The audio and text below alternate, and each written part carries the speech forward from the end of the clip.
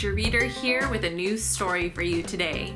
Today I thought that I would read Stellaluna. It's one of my childhood favorites, and I'm going to do something a little bit different at the end of the video today. I'm going to provide 3 discussion questions for you, and I would love it if you would take the time to answer those discussion questions in the comments. Alright, let's get started. Stellaluna by Janell Cannon. In a warm and sultry forest far, far away, there once lived a mother fruit bat and her new baby. Oh, how Mother Bat loved her soft, tiny baby. "I'll name you Stellaluna," she crooned. Each night, Mother Bat would carry Stellaluna clutched to her breast as she flew out to search for food. One night, as Mother Bat followed the heavy scent of ripe fruit, an owl spied her. On silent wings, the powerful bird swooped down upon the bats. Dodging and shrieking, Mother Bat tried to escape, but the owl struck again and again, knocking Stellaluna into the air. Her baby wings were as limp and useless as wet paper. Down, down she went, faster and faster, into the forest below. The dark, leafy tangle of branches caught Stellaluna as she fell. One twig was small enough for Stellaluna's tiny feet. Wrapping her wings about her, she clutched the thin branch, trembling with cold and fear. "Mother," Stellaluna squeaked, "where are you?" By daybreak, the baby bat could hold on no longer. Down, down again she dropped. Flump! Stellaluna landed headfirst in a soft, downy nest, startling the 3 baby birds who lived there.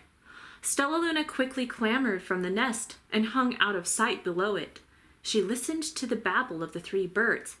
"What was that?" cried Flap. "I don't know, but it's hanging by its feet," chirped Flitter. "Shh! Here comes Mama!" hissed Pip.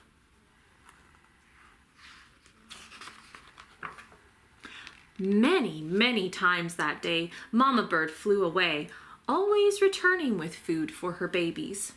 Stellaluna was terribly hungry, but not for the crawly things Mama Bird brought. Finally, though, the little bat could bear it no longer. She climbed into the nest, closed her eyes, and opened her mouth. Plop! In dropped a big green grasshopper.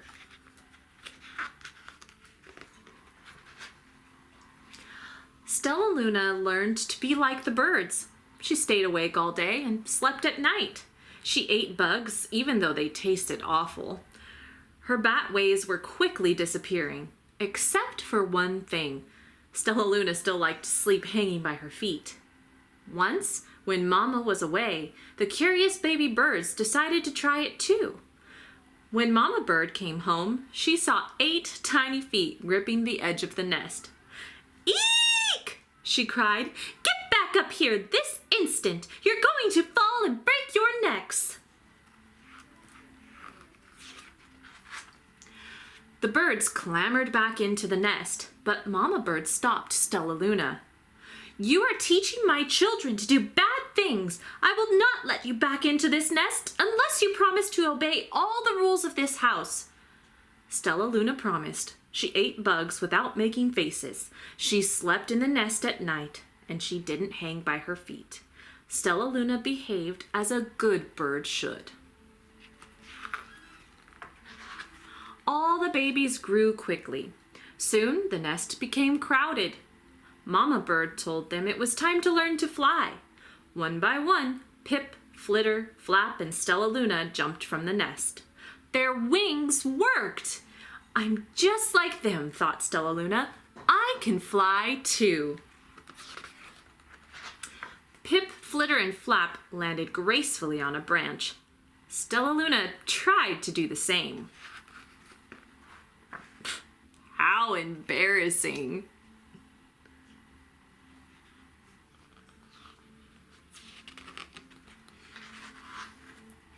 "I will fly all day," Stellaluna told herself. Then no one will see how clumsy I am. The next day, Pip, Flitter, Flap, and Stellaluna went flying far from home. They flew for hours, exercising their new wings. "The sun is setting," warned Flitter. "We had better go home or we will get lost in the dark," said Flap. But Stellaluna had flown far ahead and was nowhere to be seen. The three anxious birds went home without her. All alone, Stellaluna flew and flew until her wings ached and she dropped into a tree. "I promised not to hang by my feet," Stellaluna sighed. So she hung by her thumbs and soon fell asleep. She didn't hear the soft sound of wings coming near. "Hey," a loud voice said, "why are you hanging upside down?" Stellaluna's eyes opened wide. She saw a most peculiar face. "I'm not upside down. You are," Stellaluna said. "Ah, but you're a bat. Bats hang by their feet. You are hanging by your thumbs, so that makes you upside down," the creature said. "I'm a bat. I am hanging by my feet. That makes me right side up." Stellaluna was confused. "Mama Bird told me I was upside down. She said I was wrong. Wrong for a bird, maybe, but not for a bat." More bats gathered around to see the strange young bat who behaved like a bird. Stellaluna told them her story. "You ate bugs?" stuttered one. "You slept at night?" gasped another. "How very strange," they all murmured. Wait, let me look at this child." A bat pushed through the crowd. "An owl attacked you?" she asked. Sniffing Stellaluna's fur, she whispered, "You are Stellaluna. You are my baby." "You escaped the owl?" cried Stellaluna. "You survived?"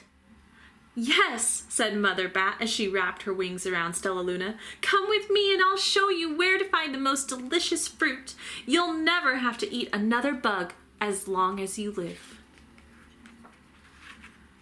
"But it's nighttime," Stellaluna squeaked. "We can't fly in the dark or we will crash into trees." "We're bats," said Mother Bat.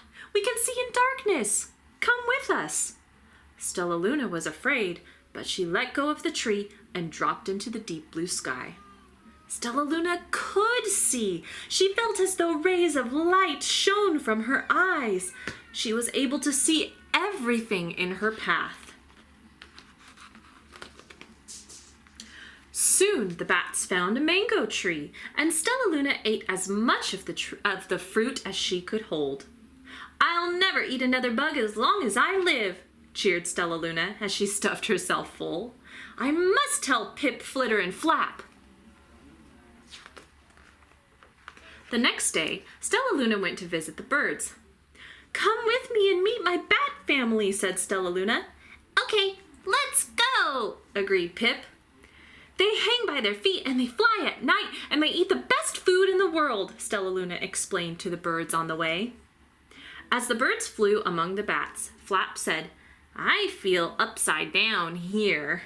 So the birds hung by their feet. "Wait until dark," Stellaluna said excitedly. "We will fly at night." When night came, Stellaluna flew away. Pip, Flitter, and Flap leapt from the tree to follow her. "I can't see a thing," yelled Pip. "Neither can I," howled Flitter. "Ah!" shrieked Flap. "They're going to crash," gasped Stellaluna. "I must rescue them." Stellaluna swooped about, grabbing her friends in the air. She lifted them to a tree, and the birds grasped a branch. Stellaluna hung from the limb above them. "We're safe," said Stellaluna. Then she sighed. "I wish you could see in the dark, too." "We wish you could land on your feet," Flitter replied. Pip and Flap nodded. They perched in silence for a long time. "How can we be so different and feel so much alike?" mused Flitter.